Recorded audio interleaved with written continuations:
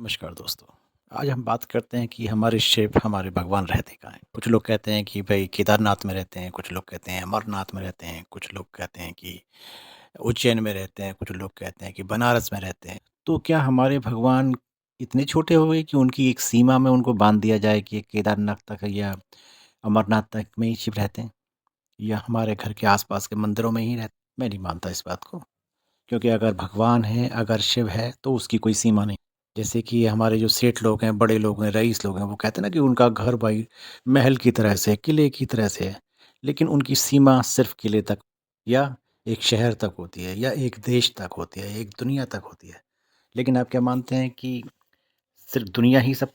मेरे हिसाब से मेरी हमारी दुनिया, हमारी जो सीमा है, हमारे से मतलब है हमारे प्रभु की जो सीमा है, वो उस कोने तक है जो हमें दिखाई तक। मैं एक छोटी-सी कहानी सुनाता हूँ। कि एक बुढ़िया थी, उसका एक छोटा-सा घर था और वो बाहर अपने बरामदे में कुछ ढूँढ रही थी, तो लोगों ने कहा कि भई क्या ढूँढ रही हो ये मम्मा? तो उसने कहा कि अरे मेरी एक 25 पैसे गिर गए हैं, उसको ढूँढ रहा हूँ। तो भाई वो सारे चरक पूरे बरामदे में ढूँढने शुरू हो गए, लेकिन वहाँ पर 25 पैसे मिले ही नहीं। तो उन्होंने कहा था कि भई तुमने रखे? तो उसने कहा कि मैंने तो पिछले वाले कमरे में।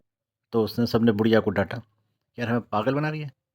भई जहाँ तुम वहाँ ढूँढो ना जहाँ पर तुम्हारे पैसे गिरे हों, जहाँ पे तुमने पैसे पैसे वहाँ रखे और हमें ढूँढवा यहाँ ही रही है। सेम बात यही है कि आप भगवान को वहाँ वहाँ ढूँढो जहाँ पर वो हैं, जहाँ पर वो वो सिर्फ़ ये तो मंदिर और जो छोटे मंदिर और मठ जितने भी हैं, ये तो एक स्थल बना दिया है कि भई यहाँ पर जाके आप भगवान को, क्योंकि भगवान का कोई रूप, जैसे लोग कहते हैं कि भई भगवान कण-कण में है, तो भगवान सच में कण-कण में है, अगर आप उसको अपनी सच्ची आँखों से देखो, अपनी साफ आँखों से देखो, साफ मन से देखो, तो भगवान सच में।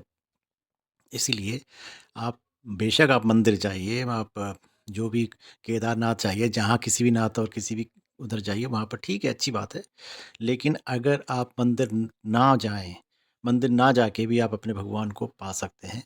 अगर आपके मन में सफाई है, आपके मन में सच्चाई है, तो भगव मंदिर जाने की बजाय आप अपने घर में बैठ के, अपने बेड पे लेट कर भी आप अपने प्रभु को प्राप्त कर सकते हैं, बशर्ते आपका मन साफ होना चाहिए। और जितने भी ऋषि मुनि हुए हैं, जितने भी बड़े लोग हुए हैं जिनकी हम पूजा करते हैं, आराधना करते हैं, उन सब ने केदारनाथ की बजाय किसी एक शांत जगह पे, किसी पहाड़ पे, किसी जंगल पे जाके अपने मन में ही प्रभु को प्राप्त किया है। मुझे नहीं आज तक ऐसा मिला कि जिसने भगवान की प्राप्ति उनको मंदिरों में वगैरह में हुई होगी।